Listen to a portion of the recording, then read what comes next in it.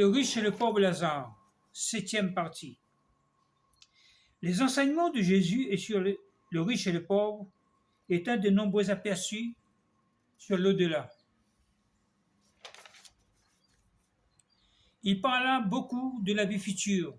Il faisait appel à l'espérance du ciel et à la crainte de l'enfer. Il parla souvent du sort du malheureux, des perdus qui sont en proie au tourment. La mort met une fin à toute possibilité d'être sauvé. D'ailleurs, les Écritures sont entièrement suffisantes pour ramener les hommes à la repentance. Les normes de ce monde ne seront plus valables au ciel.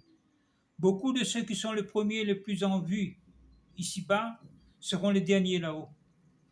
Quand Jésus dit le premier seront les derniers et les derniers seront les premiers, les gens qui vivaient dans la gloire, dans le luxe, sans se soucier de l'état de leur âme, seront les derniers. Et ceux qui ont tout laissé dans ce monde, le plaisir, la gloire, et qui ont vécu une vie dans les normes de la parole, seront les premiers. C'est pour cela que Jésus nous enseigne qu'il est difficile à un chameau de passer par le trou d'une aiguille qu'un riche d'entrer au paradis. Entendez bien ce que je dis. Ce n'est pas tous les gens riches qui n'ont pas le droit au paradis, mais ceux qui ont pensé à eux-mêmes, à s'enrichir de plus en plus en ignorant la vie après la mort et en ignorant les pauvres. Jésus a dit, « Je suis venu non pour les riches, mais pour les pauvres. » Les riches ici sont ceux qui pensent à leur propre vie sur la terre, et les pauvres sont ceux qui se soucient de l'état de leur âme et qui souffrent. Si nous nous référons à la vie de Jésus, il n'avait rien sur la terre pour nous plaire.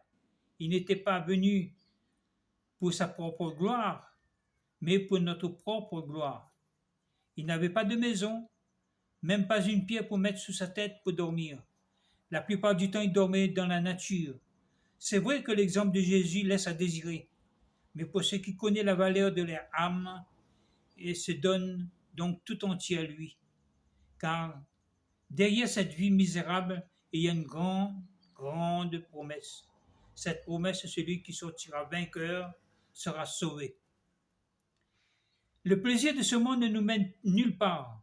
La vie luxueuse ne nous garantit de rien, si ce n'est pour un laps de temps. La richesse, non plus. Vous pouvez vous habiller somptueusement, vous pouvez être riche, et il n'y a rien de mal à ça. Mais si votre cœur est rempli d'amertume, si vous êtes égoïste, cela ne changera rien si ne vous le repentez pas. N'attendez pas comme l'homme riche après sa mort regretta amèrement de la façon qu'il vivait